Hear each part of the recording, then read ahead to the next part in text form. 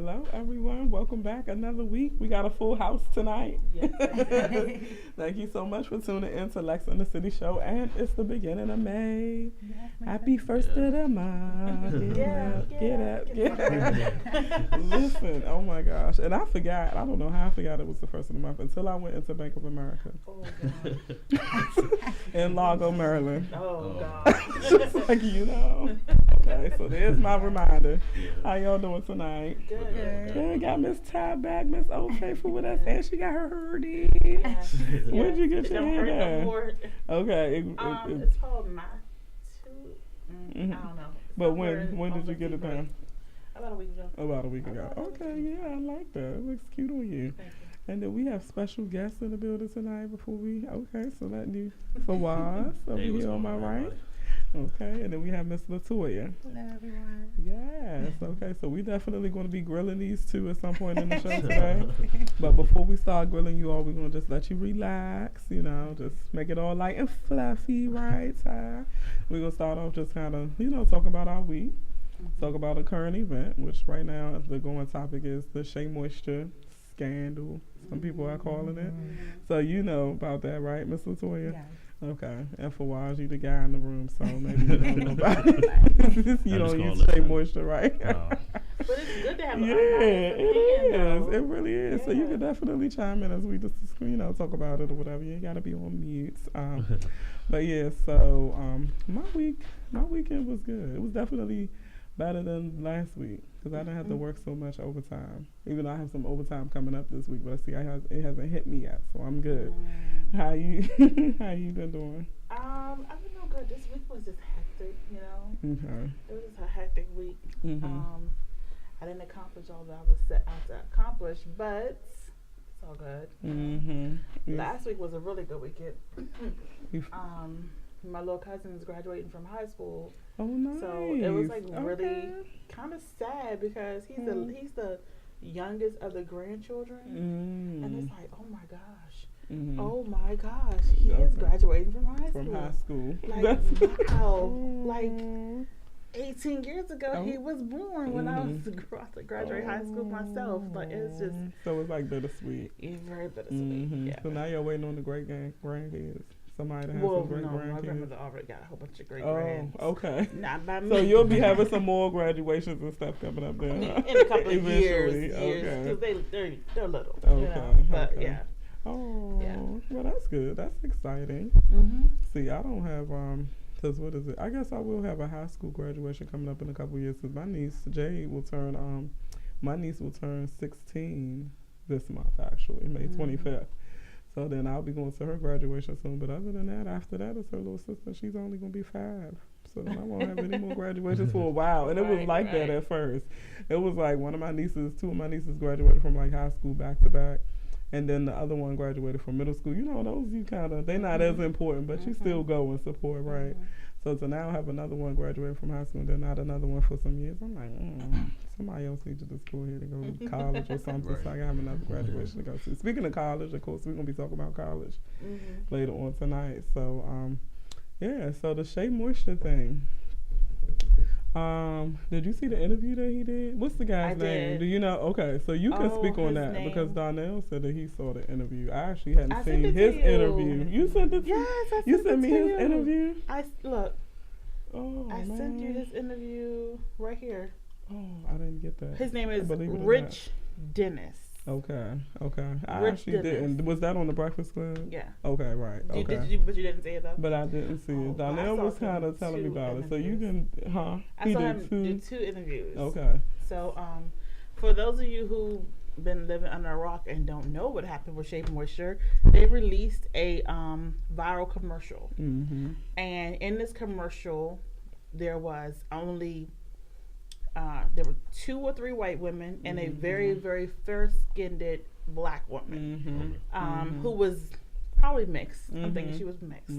And the sisters were so mad. They were mad, even though in the video it showed the women, but at times they did show different darker skinned women Yeah, at certain times later on in the video. But they were really, really mad. And the point was that the black women have supported and built this brand, and now it seems as if you're trying to leave us and cross. So you got our money, and now you're trying to leave and go get the white dollars. Like the white dollars are more powerful. Like you used us to get up, and now you're gonna forget about us. Okay. That was what some of the commentary. Yeah. That was okay. Yeah, because I was doing my research on this one. Because I was like. At first I was like, I feel some type of way about this. What's going on? You did. I did. Okay. However, once I calmed down a little bit and I put my business cap on and I listened to his interview, and his interview, he was very articulate. Very articulate. And let me also say that Shea Moisture immediately sent out an apology. Once they got that uproar, he immediately sent out a personal apology. Okay. He was like, on what? "We are so sorry." On Twitter, on their website, like it went. You know, it was. They addressed everybody. Okay. Every media outlet, I guess. But he was like, we are really sorry. We definitely missed the mark. We did not mean to offend anybody. It was a true apology. It wasn't like from your publicist type of deal. Like, you know how some of those celebrities do? Yeah. I could tell that was like real. Okay. So on the Breakfast Club, which is like Charlamagne, Angela Yee, and the light-skinned guy. I could never remember who it is. I forgot. DJ Envy. Yeah, DJ Envy. Thanks, Donnell. Yes. So he was on there, and it was explaining that this video that we saw, which was like a 2-minute or so video, was only one of a whole series, and they released it out of order. Right. Okay. Yes, and this video did not go through the vetting process that it was supposed to go through. So it was supposed to have been some previous videos that were supposed to come out first, to kind of, I guess, explain to the audience what they're going with this new campaign. It's called the something Love Yourself or something campaign. So he was explaining that, and he was like, in no way, shape, or form did he mean to offend black people. He was like, my daughters are black, my sisters are black, my mothers are black. He said, I've been doing this since I was selling hair products out of my car, something like that he was saying. So basically, he's been doing this for black women for a long time. But he explained the reason why they wanted to expand the audience is because for them to keep doing what they're doing, they want to grow even with addressing the black women issues. They have to get other dollars. You have to get more money to do more projects. And so he was even correcting some of the statistics because Charlamagne was like, isn't the hair care industry is like a $500 billion or something like that for just black women? He was like, no, that's the whole industry. So including all ethnicities. Yeah, it's like and then our dollar, he was like, it doesn't even make up half of that number. So you have to spread out to get other money because it's not a whole lot of it's not that many products geared. It's more coming out. What you got, Cantu, Shea Moisture, ORS. It's more products that's coming out that's geared toward, African American hair. But you still think you still got the Clairol's. Yes. Head and Shoulders. I mean, whatever, all of that. Sassoon. I don't know what else they got out here now. Lots of options, And my thing was, at first, I was like, you got all of these Vidal Sassoon. They don't cater to us. They cater to only white women. But we buy them. But they don't show commercials with us, as far as I've seen.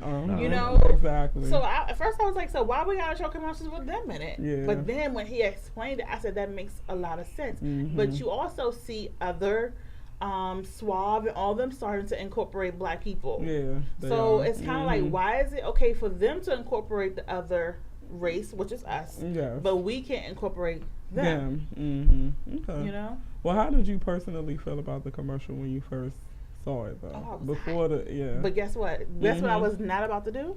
I was not going out no shea moisture product. That's what I was. Because that stuff is expensive. Yes, it is. Yes, it is. Expensive. We was talking about that too a little bit before you, before you all came in. Just because I have shea moisture products, and when I bought the stuff.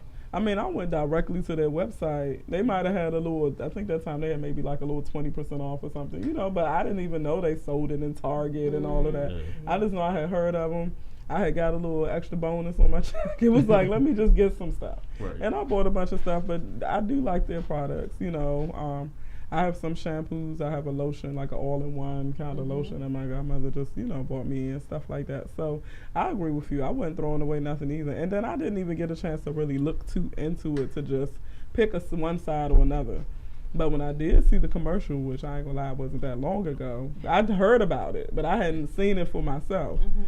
I was kind of like, I could see where they say that there was a little isolation going on in that one, because it's like, well, why can't if you want to separate the women, that's fine. But why couldn't the homegirl have her little homegirl in the shot with her that maybe was darker skin, like you said, and they chatting it up about their hair just like the white girls was in the clip, and they chatting it up together about their hair. Right. It's kind of like, to me, it was like a blatant separation. Like, you got the fair skinned young lady over here and then they over here, and it's just so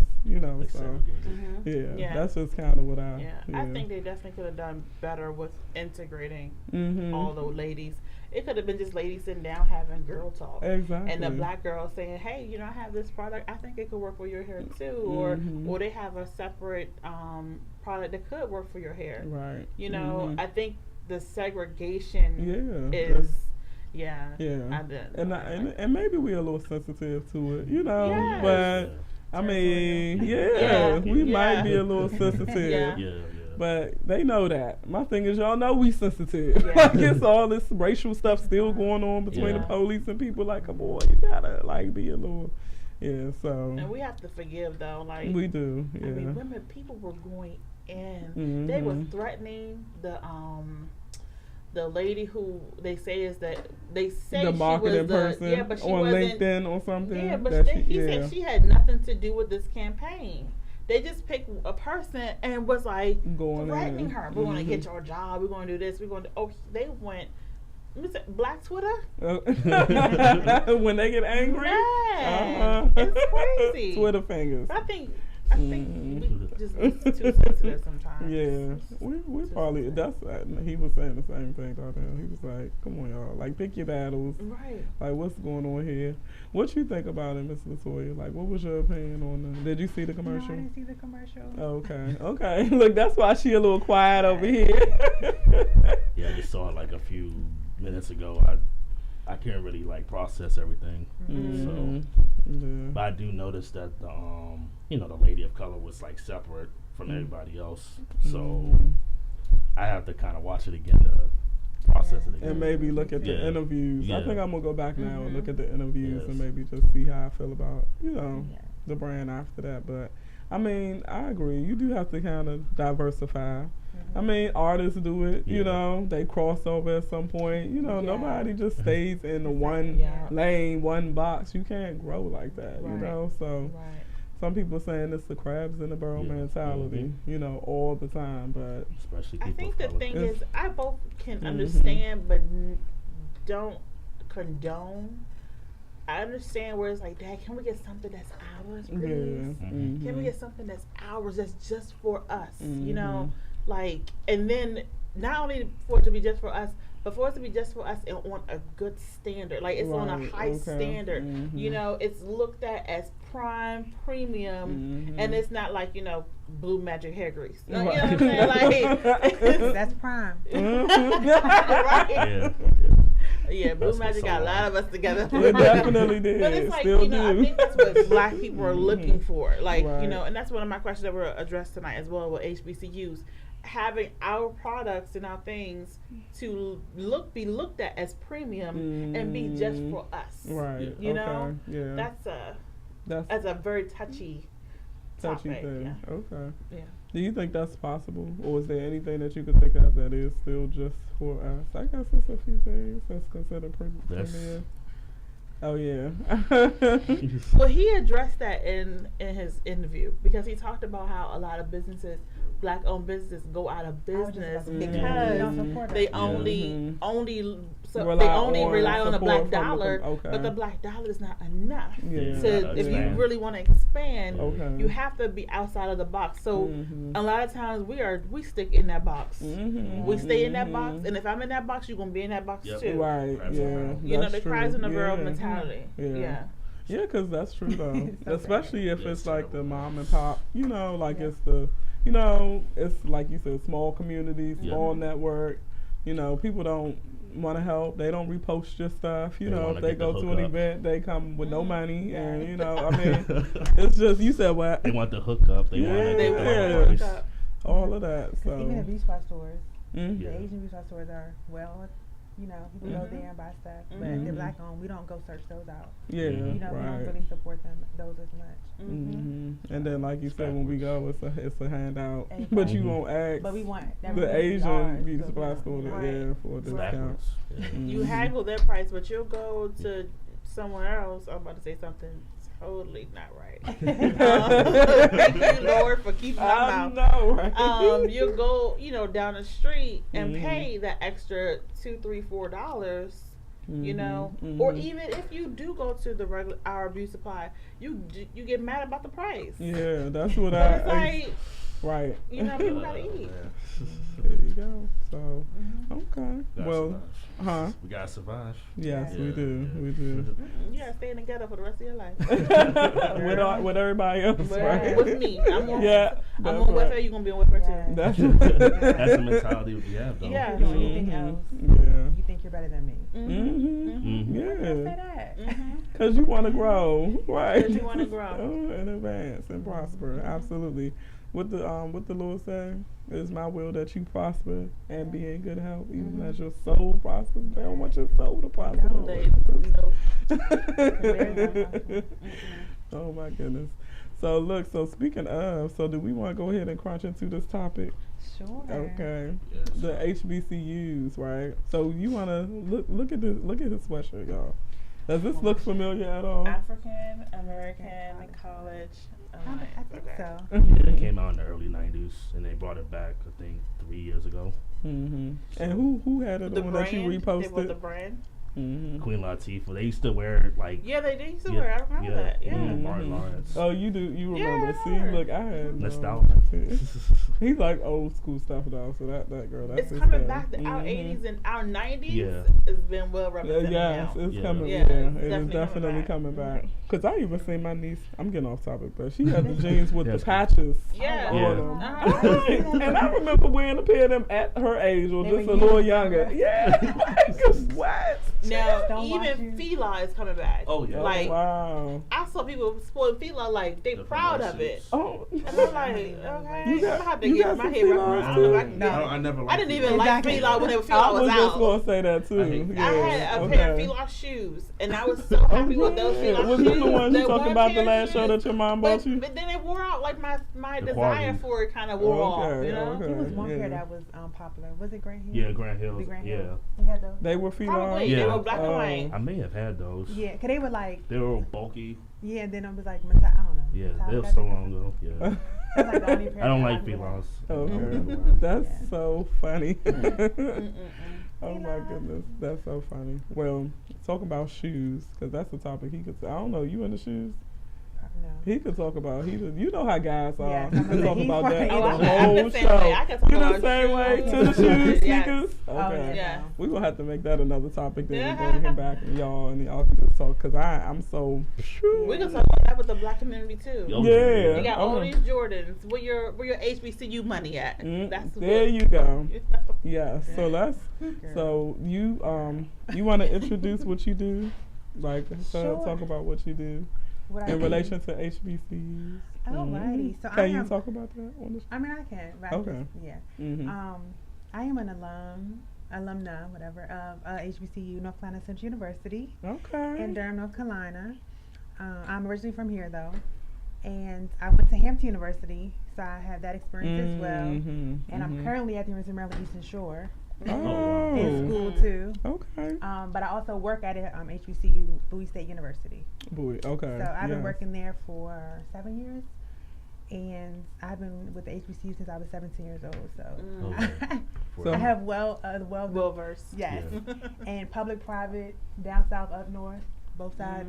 Diverse, yeah. Yes, a student and staff member, so Mhm. I see both sides. Yeah. So can you and then you No. Fawaz, real quick. My name is Fawaz. I went to Bowie State. I graduated in 2013. Mm-hmm. I went there for 2 years. I transferred from PG Community College. I went to Maryland for 1 semester, and Maryland was kind of too big for me coming from PG. So I decided to leave Maryland and go to Bowie, and I went there and graduated, and happy to have a degree. Mm-hmm. Yeah. Mm-hmm. So now his experience wasn't All right. So my the experience. best though. I could have graduated a semester earlier. Mm-hmm. So when I started Bowie, I remember they gave me paperwork that I had to fill out, and they forgot they leave one thing out. They told me I had to go to the nurse's office to get medically cleared. I don't know what that was. So once I was trying to register for a class, I couldn't register because of that one thing. They put my account on hold. So when I went into the office, they kind of was brushing me off. So I had to kind of run around, figure out how to, like, what is it that I have to do? And they told me. So once I got that situated, I tried to register for the class, and they said I couldn't register no more. So that one class, although I Held you graduated, up. held me back. Yeah. Mm-hmm. And Good just at Bowie? Yeah. Mhm. Mm-hmm. So And that was your last semester or your second to last? that was my semester? first. That was my first Your semester. first semester, But that one okay. class, Yeah, delayed your graduation. Mm-hmm. So, question: was there a reason why did you pick Bowie because it was an HBCU or? honestly, it was closer and it was cheaper. I'm just being honest. Mm-hmm. Honestly, I didn't even know that Bowie was an HBCU until I think she told me, and I was Oh, like, The area what? that it's into, Mhm. you wouldn't Yeah. think that. Yeah. Yeah, Mm-hmm. I didn't know. I didn't know. So, question to you: is there a certain criteria that they require students, like certain classes that they require them to take, as far as like African American Studies or Mhm. anything like that? HBCU or Bowie State. Mm-hmm. Period. That you know Yeah. of. Every Mhm. university is different. Yeah. So like Mhm. Duke is different than University of Maryland College Park, University of Tennessee. So Mhm. like Claflin University is different than Bowie State. Okay. So Okay. it just depends on what school. So it's Yes, not sir. like HBCUs make you take like I didn't take one in my undergrad experience. Okay. Okay. Hampton doesn't make. I don't think Hampton does it either, but Bowie State does. Okay. Mm. So I don't think it's like an HBCU thing. It's just like whoever does their curriculum. Okay. Okay. Okay. Mm-hmm. So I had a lot of questions. Go ahead. This is a topic for me. Go ahead. Okay. So do you find that because I know you work with a lot of students Yeah. because of your position, and then you haven't gone to the school. Do you find that the what I want to say that the quality is different? Like, do you find the appreciation? Do students really appreciate the HBCU factor of their experience? That's a good I would question. say so. From going to Mhm. Bowie, yeah. Mm-hmm. You do. Yeah, because a lot of the students are real close Mm-hmm. and they're real involved. I wasn't really that involved. I was pretty much go to class and go home. So that was just my experience. 'Cause I was only there for 2 years, so. Mhm. Okay. What you Okay. think, Latoya? As a staff or okay, I say my Yeah. student experience. As I a say my student student experience. Yeah, Yes. I love Yeah. that you can speak for Yes. both. Yeah. Of them. As my That's student perfect. experience, I would like do it again tomorrow. Mhm. It was like the best experience I had in my life. That's really good. Like my Mhm. closest friends, they all went to North Carolina Central or they all from Hampton. Okay. So I have like my closest friends like from those two universities. That's good. Um, So I loved my experience, but I do feel like it's a difference from being down south HBCU than Bowie State. So I'm happy that you do feel like it was a family. Because North Carolina Central, I feel the same exact way. Like we knew everybody. Our motto was truth and service. Like all of us who graduated are like doing community service in some type of form. Okay, Like people have that's good. nonprofits, people are Mhm. writing books, people are like really following their passions. So like to go back to homecoming to like wow, I know her, I know him. And it doesn't matter. Like everybody's doing their thing. Like everybody. I And like it's just that. I like love strolling down my Facebook. Like one of the alums, she just did like open up her own magazine. She had Gabby Douglas on, you know, the front. So I was like, wow, Yes. you know. Mm-hmm. So Yeah, it's just that's like really they're good. like everybody is doing their thing. So it's real. It's like I'm really proud to have went to North Carolina Central, and I feel like the difference between a PWI and HBCU, I feel like is the character development that they haven't that they put in us, because I was a Prince George's County girl, PG girl, and I went away to school, and I transformed in a good way. Like I came there, no one could say anything to me. I'm saying whatever I want to say on my, my mouth was just off the hook. And like just thinking back, like at the different experiences I went through, was like the students, not only staff, but the students, like the older students, like poured into us too. Like that president had to sit me down one time and say, look, you can't do this. You can't walk. You can't talk to the VP like this. You have to, go in there and apologize. And he kind of like taught me like different ways to handle situations. Like you don't always have to turn up. You don't always have to, go off. So it helped me just grow it. So that's why I love that I'm back doing student.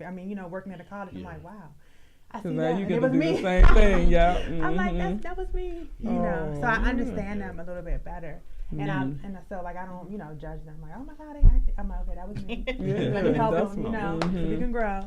Now, do you feel that you were able to accept their talking to you better because maybe they have shared experience in you? Do you think it would be different if you were at a predominantly white college? I can speak on that after yeah, she go ahead and yeah. share. I think that, like I said, I think it's more so the student stepped in. So, like, I don't know somebody poured into him because he was a senior, he was older than me. So, I think that made a difference that the student, like, stepped in and kind of came on my level as a student, as a peer, and kind of told me, this is what it is. Because even when I saw that black woman, PhD, doing her thing, I still was ready to turn up because, it was all about me just want to do what I wanted to do. So, I think that peer relationship, because he was already probably poured into a mentor at the university. So, it's like, I think he helped me too. So I think having like-minded students around you as well to understand me too, I think that was a benefit too. I went to a PWI, I think, for a summer program, but it was also like a minority program too. So it was like so you can probably speak to like how it feels. Well, first, I'm glad that you had a good experience. And so a couple people commented on the post that I posted on Facebook too before I get back around to the question. And someone went to Lincoln University and she said she had a really good experience there. Your sister said she went to Morgan and she said she enjoyed her, experience, but she kind of wished that she had that other side. So listening to you talk about your experience and then thinking about my niece who graduated from North Carolina A&T, and even now she knows people. You said your what? I said I love her still. That's our rival. So okay. I still love her. But when she go home and Aggie Pride, and they got all their little stuff going on. So I listened to you all's experience and I'm like, dang, because I went to Towson University and mine was just like, first of all, I like him. I was a commuter, so I also graduated from PG, so I only went there a couple years before I graduated to transferred in.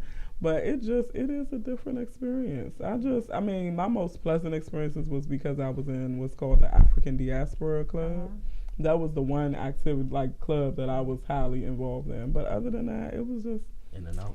Yeah, and that's why I hope that this show will help some people, like future, college students, if they in high school and stuff and they trying to think about what's the benefit, to going here and going there.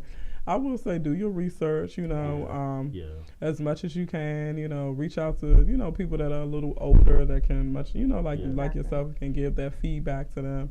And just think about what experience you want to have and how you expect that experience to shape you, growing up. Because, being a PG County girl, too, I guess I didn't feel like I was missing anything because it's like we went to school with all black people anyway, So going to Towson, if nothing else, it was like, I guess, a dose of the real world because I would be one of, like, it could be, 28, 30 students in the class, and I'll be like one of 2 or 3 minorities in the whole class. And that might not be another black person. It might be Asian. It might be, a Hispanic person. So, but I became immune to it after a while. It was a little bit of a shock at first. But, after like a first week, 2 weeks, a month or whatever, you just like sit in the class and it's just real regular. But I wish I had those experiences. So I always said if I went back to grad school, you know, like, and I like to be in the classroom. Some people like online classes. I like to be I like to be interactive. I like to Me be in the too. classroom. So if I said if I was to go back for that classroom experience, I would probably at least try to go back to an HBCU, you know, for you know, Like Howard. They for have a good- graduate, they have a good, yeah. graduate program. hmm So So yeah. So what's some other questions or thoughts that you have, Miss Ty? I know. Because I know you do. Do you believe or do you think that people view HBCUs as equal to the predominantly white colleges, like your Ivy Leagues? Mhm. How do you compete with that? Mhm. that's And a especially question. on a resume. You know, Okay, you well, being an yeah. admin, think about that. You know, if it's not Howard, right, which does still, I guess, get some prestige, you know, what do you think people view, you know, when they So see? like Ivy League, like how Harvard? Yeah. Okay, Like, so that's the same with Maryland College Park. Like Harvard is going to win. You know what I mean? So Yeah. I think, like I tell my students, it's sometimes it is about your resume. However, I have friends who went to PWI and they still don't have, you know, they haven't reached, and we had the same major, they haven't reached their career like I did. So I feel like it's who you are and who you know. So Okay. like always have Mhm. mentors, Mm, always have yeah. people, because it's really about who you know. Just like Harvard, like the Facebook, and then who would you go to Harvard? Yes. It was a class project, and like look how it blew up. Right. Mhm, So I think it's mhm. just kind of like the exposure and their resources, and just like with Harvard, like they don't have fast food and financial aid. So it's just like a different level of thinking, a different like you have. Hold on, what? Mm. Harvard don't have, you can't What? get financial aid? Okay, girl, I- listen. So it's No, it's, but it's by No, they It's about- make sure you're good. They're like scholarship, like that's you know, what I'm saying, it's about mhm. scholarship only. Or you your parents pay. pay, because a lot of the parents are paying. So they're able to help other students. But a girl worked for me this summer, and that's what she said. And she was like, whatever my parents couldn't pay, they paid the rest because they want you to first of all graduate in 4 years. They want to make sure that when you go into the real world, you're not in all this debt, because that's why a lot of us are kind of behind. It's not really because of we can't. It's just like the Too debt. much. You know, Too much. some people leave Hampton, they have 6 figures of debt. That's So it's like, wild. how you gonna get out of that? I hope mine don't get that Yeah, high. that's- It's And high, that's a but it 4-year ain't 6 bachelor. years. It ain't 6 Basic- figures no, yet. Not close. Yeah. Let me hurry up and start paying Yeah. all this interest and But this think interest about- so that it. But those private HBCUs Mhm. are expensive. Like they're $40,000 a year. So Yeah. 40 times 4. Wow. You 6 know, figures. you know what I mean? Automatic. And then- Harvard is not that expensive. No, it is. Okay. However, They I help think pay they for it. help you. Like Yeah. they do your family contribution first, and I think they help you with the rest. But of Okay. course, your academics have to be on the hook, like this come out Mhm. anyway. So you would get a full ride at a Howard or Hampton anyway, because your GPA and your SATs are so good to get in Harvard. Right. Okay. either way, right, yeah. Mhm. So either Okay. way, you're okay. Mhm. Do you think that we could ever get HBCUs up to the point where they're viewed as equally as a Mhm. But I think As I think it's who you're talking to. Like Yeah. for me, I don't feel like somebody who went to Harvard is better than me. You know what I mean? Like I don't even have that mindset. I don't even think that I'm just not in competition with anybody but myself, because I feel like what God has for me is for me. Mhm. And like He Mhm. paves the way for everything I've done thus far. Mhm. You know, so I was like, I don't really care. That's why I tell my students, I said, do what you love to do. If you do what you love to do, you're going to get money regardless, because you're There so you go. passionate about Yes, it. absolutely. Like you're gonna Mhm. people are gonna forget the Maryland, the Harvard, the Howard, the Mhm. Bowie. Mhm. It's like, I like you. I want to work with you. I don't, you know, I don't care Right. what school you Yeah. went to. Yeah. Mhm. So But that's why. as a society, like Yeah, even they when do you that. watch online, like this is the time of year the students are getting accepted into Ivy League schools. Mhm. You know, which ones are going viral? The ones that's getting accepted to these Ivy Leagues, not the ones that's getting Yeah, accepted to your right. HBCUs. You know what I'm Mhm. saying? Like Yeah, it's okay. not as a society as a yeah. society Mhm. is viewed at totally different. Yeah. You know, it's I mean, nowhere near equal. Yeah. You know, I so think- how do you as a parent would you gear your child up to say, listen, I want you to go to HBCU school or Yeah, how do you- okay. predominantly white school? Like Right, how right. like I don't think I would say either. I think because a lot of times we're going, are you going for the Ivy League or are you going for the experience? Like, what are you going for? You're going for your education. So like, what if Harvard doesn't have my major? Why would I go there just because it's Ivy League? You know what I mean? Status symbol. Yeah. Yeah. So it's just kind of like. it is status symbol. Yeah. Yeah. But the thing, let me tell you absolutely. about the Ivy League though. You can get a job, but you have to also keep it. And the HBCU Yeah. will teach you how to keep it.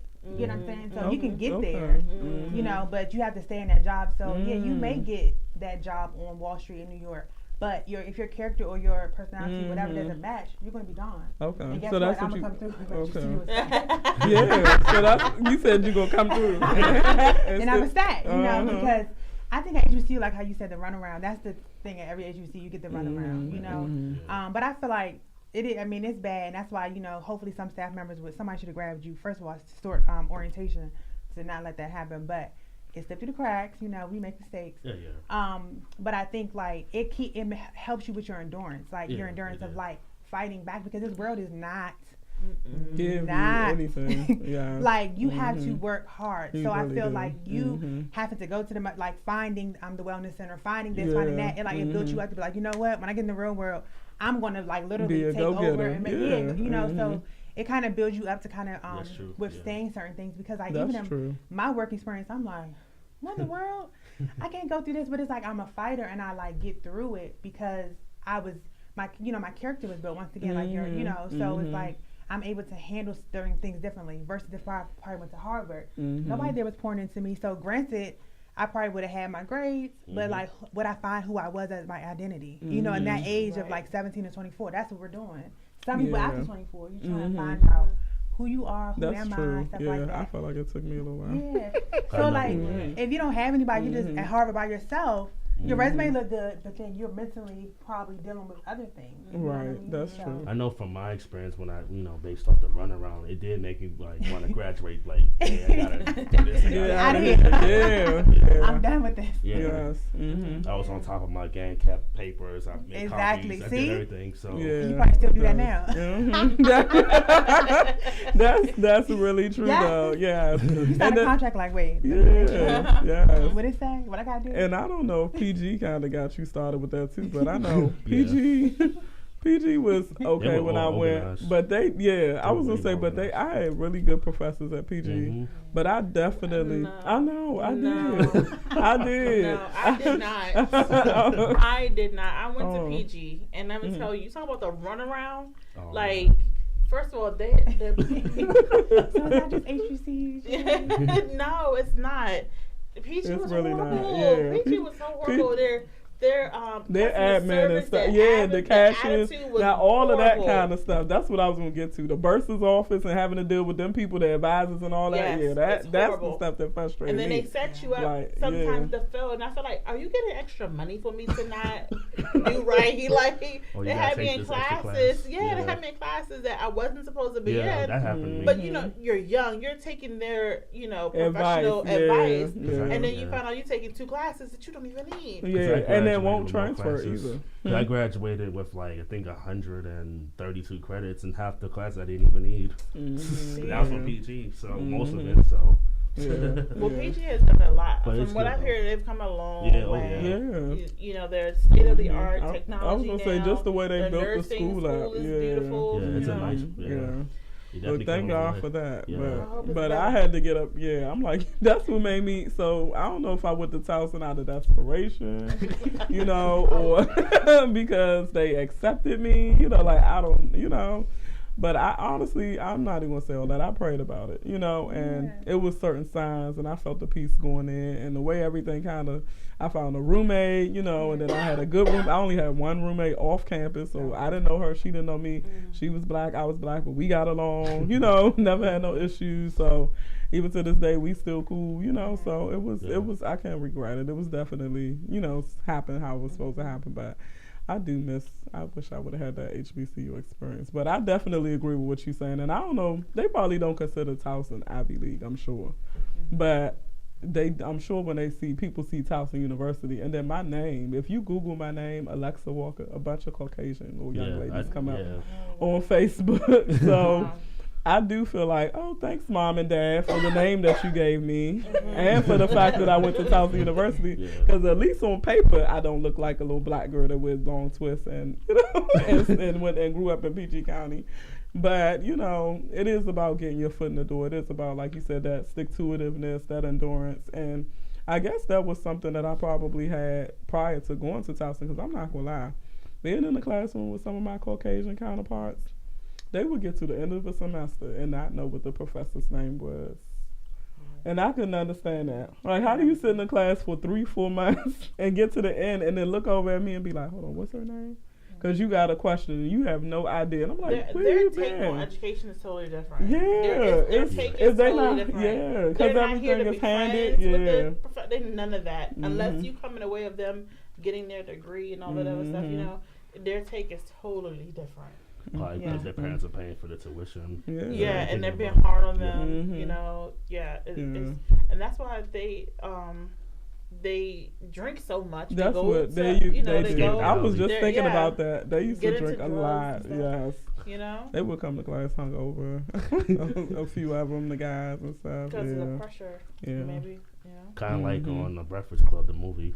Oh yeah. Yeah. Oh yeah, I just watched that the other day too. So so that was definitely okay. So do you have anyone? Do you mentor? Do you have any other people in your life that you? Okay, is it mainly the students that come to you now and stuff like that at school? Yes, the students. Okay. Who come to me, and I also teach one class. I teach the freshman seminar course. Okay. So in that class, for me, like.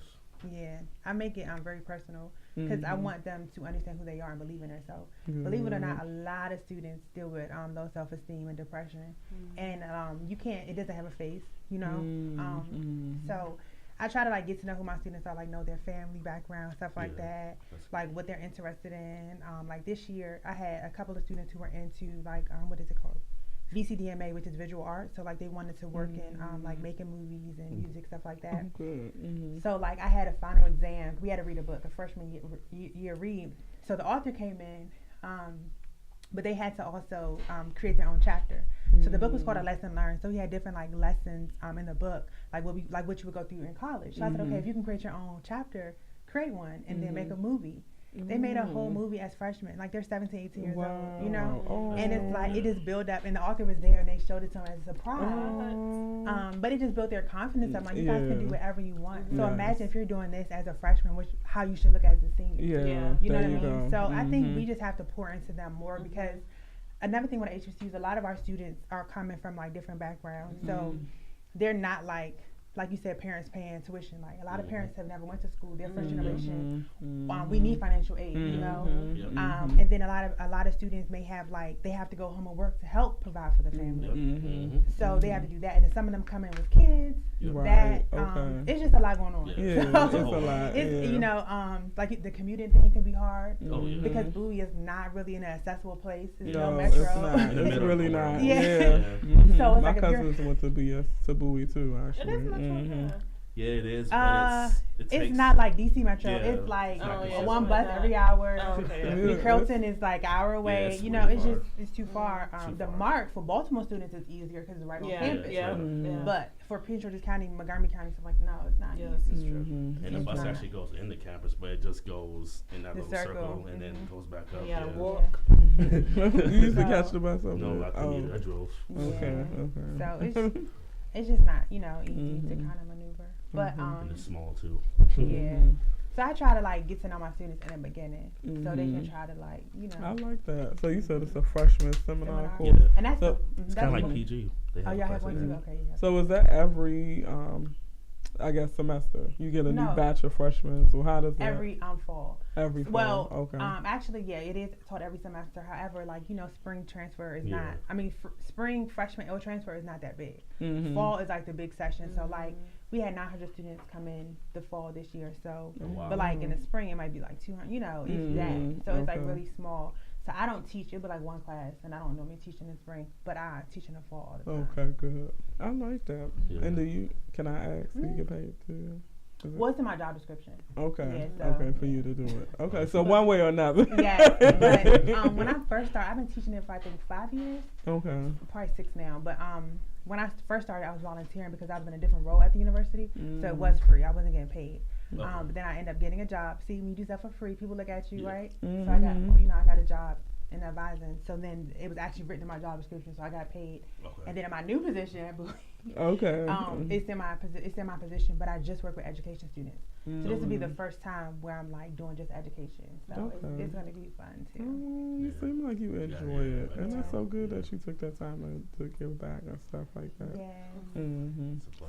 So now hearing that, does that make you look at the admins at Bowie a little differently. Yeah. Because you know, it's some good ones that, that also came up through the cracks. I mean, I wasn't generalizing to everyone. It was just the ones they didn't seem to care. Like you talk to them, they kind of just brush you off and just tell you to go this way. Then when you go there, it's not even the right place. Where do I go? I think that's everywhere. I was just thinking that as he was saying it, I was thinking especially when you're the a young same person. Yeah. And they're like, I have grandchildren your age, or I have children your age. Like not. They talk at you. Yeah, they talk at you until your mama come down there, and then yes. And, you know, or some and then older person. Yeah. But for me, that was hard because I was 4 hours away from home, so my mother couldn't come anywhere. Oh, it was so okay. like what I learned was like, you know, I got close to the vice president of student affairs. So like if I needed something like just as simple as a transcript, that was hard sometimes. And it's crazy because it's not really like the admin or the faculty. It's sometimes like the regular staff that who may not even have a degree. You know what I mean? Have a degree. So it's just like the front desk person. Service they don't care. Like really bad. So what I learned to do is use my resources. I told her I'm coming. You know, I'm going to do my resume. She'll call because she's over that office anyway, and say I have a student coming over to get a transcript. Can you have it ready? Boom. They know she called, so it's going to be ready. So I learned the system. Like, so that's one thing you have to kind of learn. Like, okay, how do I do this without dealing with all of that? Like, keep a paper trail. Yeah, keep a paper trail. Know people on campus. And definitely. like, they're like, okay, you can't mess with her because she knows such and such, and I get fired. But I don't go around like with my chest out. A lot of students do that, and I'm like, can't do that. You gotta do what you gotta do on your side. You can't. There you go. Demand and stuff, And then some students, because they're getting their first wind of independence and stuff, they go down to those offices and they do act a plum fool. Because they feel like, you know, they think they're grown now. And they do act a plum fool sometimes. So I'm sure that the admin staff have now kind of generalize everybody probably at some point. Do. I think they do. Because some parents too. You like because but you all, I mean, it's a stressful time. Yeah, when you're first really entering, like my aunt going through with my cousin, it is stressful. You know, it's a stressful time. Not knowing what you want to do. Yeah, it really is. And having pressure on you to decide what you want to do for the rest of your life. You know, it's hard. I changed my major about 3 times, and then I found you did. I think I changed it once or twice. I changed mine once. Okay. And that was only by divine assignment that I knew. Oh, the child. So because I was first pre-law. And then I was like, because I was gonna be a lawyer. He wasn't gonna tell me. I was gonna make some money. That's all I cared about. I want to be a judge. And then you know, by divine assignment, God changed my heart. God changed my mind. I changed it. See, and now you're doing what you love. Yeah, I guess it does take some getting to know yourself. So let me ask you, are you privy to like the dropout rates or That's stuff my like job. that? Okay, yeah. Oh, so the reason I'm asking because I feel like we all admitted we changed our major, right? Yeah. I now look back and I think, see, I took 1 semester off after graduating from high school before I went to PG. So that was my little break. But now I feel like sometimes you should take even more. I guess the fear, like my parents just didn't want me to not go. You know, because sometimes you can get out of high school and get used to not going and then you just don't go back. You know, you start working and that's all you think about. But for me, I think, because I'm like, you just change, you transform so much. And I feel like it's so common now to see people with a degree in one thing and then their job is in something totally different. And then by the time they get to be about our age, everybody here at least 30 or going on 30 and up, it's like you doing something totally different, you know? So, and then you waste all that money because now it's like so that's why I broaden mine a little bit. My degree is in communication studies and public relations because I feel like I can kind of move around with that. But for the people that have something like history or, you know, like, you know, something real limiting, it's like, well, what do you know? So have you seen that side where people kind of like get a degree and they get close to almost graduating, then they realize they don't want to do that and they quit? Or do they just try to change their major? Like, what's more common? What do you see that's more common? I think at that point they'll change their major. Because that's like the senior status. So they're not dropping out after 90 credits. So like, so they'll just change. They'll just change their major. Okay. Yeah. But people normally catch it before they graduate. In your opinion, you think? No, Like, have you had people that they'll say, I don't want to do this no more, you know, and they'll kind of change it. So. Okay. Yeah. Actually, yeah, I just got an email about that today.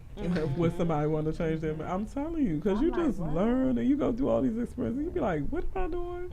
I don't like this. I don't want to do this. Yeah, when I went to PG, my major was art.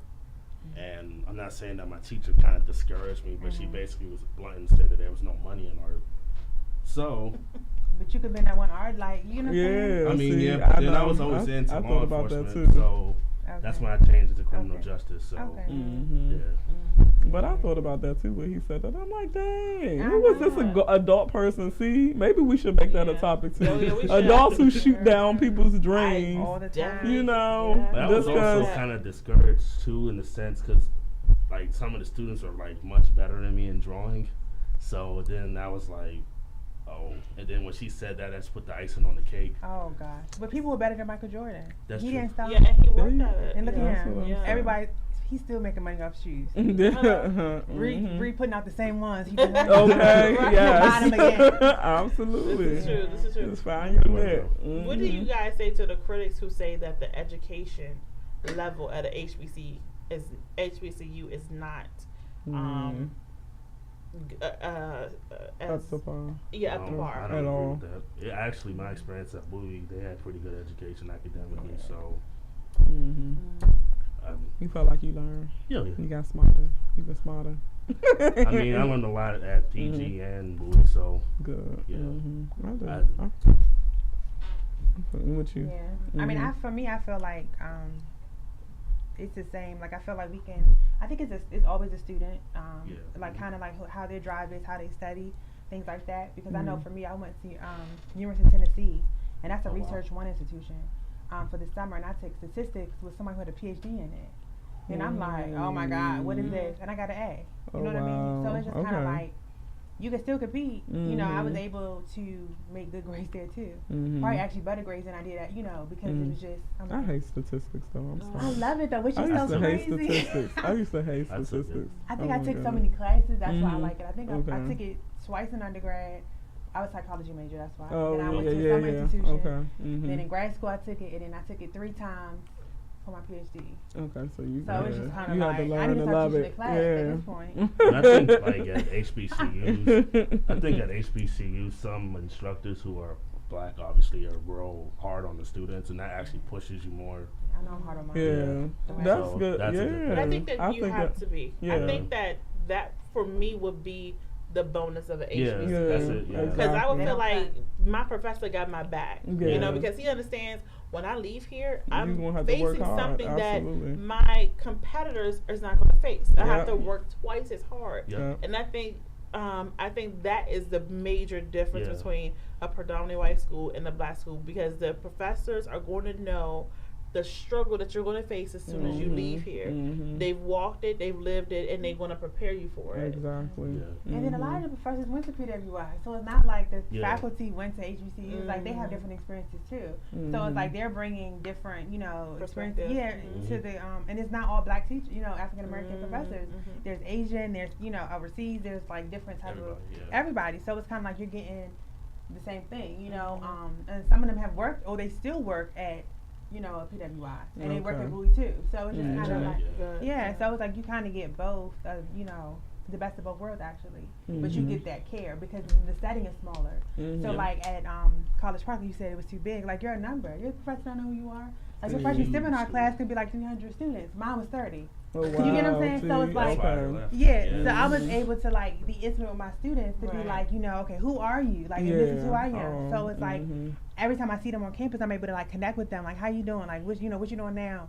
But it's like if they were in a 300-person class, I wouldn't be able to do those. I'd be like, okay, do this online and do That's how I can't. How am I going to grade stuff? That's 300. Coming from a community college, I'm and not that's that. she said, "How I'm gonna grade stuff." Sometimes, and I think because we had a big class. My class is actually 50 this time, so it's just like. But normally the classes are like 20, 30. We don't try to, but it's like when we a bigger class, so it's 50. So I couldn't imagine 300.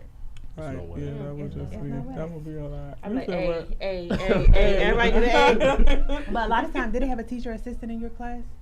And a lot of those big A schools few- have like students that You would teach have to. Yeah. Okay, Like, okay. So I the don't think professor that- don't I even don't come. function. Wow. Oh wow. Yeah, the So, professor don't come. It's like you really have to study on your own, like you know what I mean. And it's like a big old stadium type Yeah. class, and Oh my goodness. Oh, see, that's So- too much. Like on the movies. Yeah. Like on the movies and yeah. stuff. Yeah. And the Wow. professor be all the way at the bottom with the little PowerPoint screen Exactly. or the little chalkboard or whatever. it's probably like a smaller setting because you Mhm. kind of get personal with the teacher. Mm-hmm. How is it grading papers? I just want to How understand. it, well, like, see, for me, I give a lot of work, so, Mhm. and I think about like, dang, now I gotta grade them. So they're like, that's what you get. But I don't know. I try to scale back my work, and then I even do a survey at the end of my class and say, what can I get rid of for next year? And then it's so rewarding because the students like, oh, there's a lot of work, but it was like, no, you can't get rid of this. Well, you can get rid of that. No, you can't get rid of that either. Like all of that stuff like makes up, you know, like who they are and kind of like what they learn. Like you do a career assessment in my class. That's So, good. That's really good. Because one time I had like all nursing majors. A lot of people come to Bowie for nursing. Yeah. But I'm like, take the career assessment because a lot of them want to do nursing because of their family or money. So I tell everybody, get away from money because get away from it because the first time somebody hit on you or whatever, you're like, I'm done with this nursing. So like if you don't have a passion for it, you're not going to stick with it regardless of how much money. When you are passionate about it, all the because this is what I'm feeling now lately too. All the extra stuff that you deal with. Don't even feel like anything because you're doing what you really like and love to do. Yes, and that you makes could a be lot of making the difference. money, but you hate what you do. Yeah. So you getting that check, but you're like, but I gotta go in here to work again on Monday. And it's not even worth it. It's not. It's like a even worth miserable it. existence. To me, that's almost like hell on is. earth. It And is. people live that Right. on a regular You can basis. make It's $90,000 like a year and be miserable, and then be happy making $40,000 a year. Exactly. So yeah. Yeah. So So the I had a that question. I'm, go ahead. No, I'm trying. Go ahead. So I gotta remember what I it like was. that the career assessment. I like that. I do a lot of my resume Oh, yeah. building, all that stuff. So the career assessment doesn't think about your personality. Like it So I does think it's not. I didn't Okay. do the assessment, but Mhm. it's called Siggy 3, and I think it does their skills, their personality, and one more section, and it puts all those three things together, right? Okay. And then it kind of shows you what's your ideal career. Right. And it gives you like the top 3 that you should like look into. Okay. Some students are like, I'm not doing that. I'm gonna stick with this, or some like, oh, okay. Like I know one student, she changed her major from nursing to social work, and she did it like freshman year versus waiting. So now she can graduate on time. Because a lot of times they stick with nursing for like 3 years, and then now, you know what I mean? And I'm just and then like I don't want to do it. And one of my students just switched to nursing. I'm like, well, how are you switching to nursing? She's communication. She's great at it. And she just switched to nursing. I'm like, why? My parents. I'm like, okay. See, yeah. Here we go. Okay. Like, Bowie is why? also a great teaching school, right? Yeah. Yeah. Awesome. I know a lot of teachers that went to Yeah. That Bowie. went to Bowie. Yes. Okay. I know. So that's actually the department I'm in now. So yeah. And teacher. Okay. Yeah. I'll come for part time from other jobs too to teach. Yeah.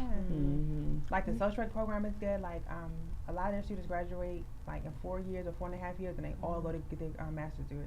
Like that's like probably 80% getting their master's. So okay.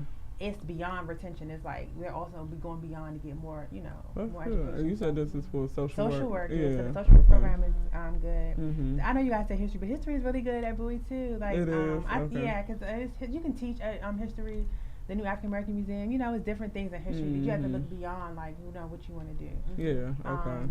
To find some type of niche So with it's it. a lot of good majors at Bowie. Okay. And Very it's affordable, important. so maybe I can try. Do they have grad school? They have grad programs. They at Bowie? do. Yeah. Okay. Like our Department of Education, we have counseling. We have, I think, it's school psychology, counseling psychology. We also have a doctorate in educational leadership. There's also a master's in organization communication. Okay. Organic communication. Mm-hmm. And then they have a doctorate in computer science. Okay. I would have to, whatever I did as far as grad school, though, I'm not taking out no more loans. So if I can't afford to put something toward paying out of pocket or get some tuition reimbursement, I won't be going back to grad school. I would love to I go to cannot. grad school. It's just those student loans. Yeah. But I the thing can't. is, you can get your Crazy. tuition paid if you become a graduate assistant or like partial of it paid. However, you have to work like 20 hours a week. So like if you have a full-time job, that may not be an option. That's So. a Graduate assistant. So Hey. that's I paid. That's Do how I they paid for pay? grad Do school, they full pay? ride. Do they pay good though? It depends on what department. I did it's called housing. I did the Dean of Women at Hampton. Okay. So it was 100%. Oh, so wow. they pay my tuition, house, and food. Everything. Except for my books, but yeah. Okay, but you had to stay. You was staying there, though, right? I had to stay with freshmen, so that's why I feel like I went to Hampton too. I did go to Hampton, but I feel like I got the Hampton experience because they had curfew. They had different things that I wasn't used to. So and you had to adhere to that too. I had to to enforce it. Okay. So because you worked at the okay, guys. Looking knocking on doors. Oh my God, this is not right. But like looking back, like that's something they had for the rest of their life to like bond. Like, oh my God, remember we've been running back for curfew. So like it's a bad thing, but it's like it's memories you would never. Yeah. You know, they would run into that door like, oh my God. I was sitting there like, they right there. So, but then we had to go do, room, like literally knock on the door and make sure like, we were there, room check. Wow. At 11 every night. I think it was 1 on the weekends. So, but that's something that my undergrad didn't have. We had visitation. So it's just like, in Bowie, they don't have curfew either. So it's like every university is different, HBCU or not. That's true. That's true. So that's a different thing. Whole nother topic. I'm like, I'm going home. Right. What? Too many rules. This? Yeah. It's too much. Like you couldn't wear your scarf in the cafeteria. You couldn't wear pajamas. I mean, you had to respect everybody from down to the janitor to the president. Like, they played no games, which is good, though. Like, it teaches you, like, respect. Yeah, it does. Okay. So, one last question for myself. Do you believe that attending an HBCU help you with your self-esteem as a black person, black woman, black man? Did it contribute to that? Yeah, I think so. As far as, like, my passion of what I want to do, I think it has helped a lot. Absolutely. Like I said earlier. Absolutely. Like I told you guys, I was a PG girl. Oh my goodness. PG County. Oh my gosh. Like to the core. Smacking. Yep. Like that. Like that was all me. Look, I'm probably over here doing that. No. I used to be so bad. But I love like how they poured into me. Like even you just have to know people, because I remember one time my freshman year, I didn't have the money. Like $500 I had left on my bill, and I'm like, oh my God, I don't know how I'm gonna pay this. My mother already kind of put up everything she probably had, her last loan. But I took out, the most loans, so I went to financial aid, and it was funny because like one of the ladies who was working in there, I think she was going back to get her degree too. So I think I had her in one class, but I went to her and I was like, I just don't have it. You know what I mean? Like, is there anything you guys can do? She gave me an Eagle grant. Like she pressed one button, it was like, here's a grant. And from that moment on, I was like, you have to open your mouth and ask. Because, you know what I mean? And it's like, there's resources out there, but you have to advocate for yourself, and you have to ask. Instead of just giving up. Like, you have to go out. Because my mother wasn't there. She was in Maryland. I'm in North Carolina. So, but that moment just taught me, like, okay, I wasn't really that spiritual yet to say, but this is what God wanted me to be. But I was just like, you really have to, like, just, you have to open your mouth. You do. You have not, because you ask not. Yes, so. I say that all the time. Absolutely. That really, I felt comfortable enough to go to somebody, and they cared. Like, we're gonna keep her. That's retention right there. Yeah. Because I could have went home like, I ain't going back to Maryland and just go to Bowie or something, because it's it's like you said, it's cheaper. It's cheaper. It's in state. It's out of state. Because I think Bowie back then, like now, is like maybe 3,000, but back then when I went to school, it probably went 1,000. Okay. Because in Central was 17. Oh, so that's a big difference. Yeah, that is a big difference. I could have got a car. Yeah. 3,000 a semester. At Bowie, That's now. So back when I went, like it could have been. It was probably $1,000 a semester. That was really good. Yeah, that's what I'm saying. That's some extra money left. No loans. Yeah, you can pay that out of pocket. Yeah. I'd have been like, no loans. Or a payment plan. Something. That's another topic. If I can get a remedy to that, then we can have another show on that. We need to phase out help somebody out completely. Phase it out. Oh, I wish we could have Michelle Singletary on here. She preach on. On student loans. You read her book, right? She wrote a book about student loans. She talks about, because her children are now in college. Okay. So she talks about how to save for college as well, and then other avenues like. Did not have to take out student loans. No. Yeah, that's what I did. Well, that's what she does for a living, the financial strategy and all that stuff. Yeah, so, I mean, we might need to send her an email or something to her. We can both I went to her workshop, but it's like, you have so much debt. I mean, the things, like, you can't go on vacation. Like, that's some of her strategies. Like, if you're in debt, you shouldn't be on a vacation. She's If very you in strict. debt, you So now, shouldn't wait a be minute. eating out. Yeah, that's what I'm saying. So it's kind of like, okay, you know. Mm-hmm. And I'm like, there's no way I'm going to pay all that amount of Mm. student loans. Like, that's hard. You know? Mm. They had programs now where Yeah, I'm in one of the forgiveness. yeah, if you don't Oh, pay you in in one of 25 them? years, Okay. they give it to you where if you don't pay in 25 years, they'll just phase it out. 25, you're going to pay it off. Mm-hmm. That's a lot. Right, because I'm that's in going to hinder 10 your life. Yeah, Yeah. 25 years, you can be You got 60. children, Yeah. you know, that's my Yeah. thing is I would Just not pay want something. my children to have To deal with student that. loans Yeah. at all. Mm-hmm. You know, I know so many people who are just, especially if you get married and he got student loans too. Oh man. Mm-hmm. And now, say for instance, say if you had 25 and he come with 30, and he's just like, oh my gosh, that's 55,000. a lot. I would be like, nah, brother, I can't get married. Mm-hmm. So we can't get off. Well, All thank right. you so much for joining us Yes, tonight both of in you. person. Thank you. Yes, Thank you. thank you Yes. for Waz. We appreciate it. Hey. Having the male perspective and then both y'all HBCUs. Thanks Mhm. again, Miss Ty, for coming back with me another week. No problem. Yes. Thank you. This And is thank fun. you. It It's is. fun, yes. Yeah. And thank you so much for everyone tuning in. And we hope to see you again next week. Yes. Everyone have a blessed night and week. Good night. Good night. All right.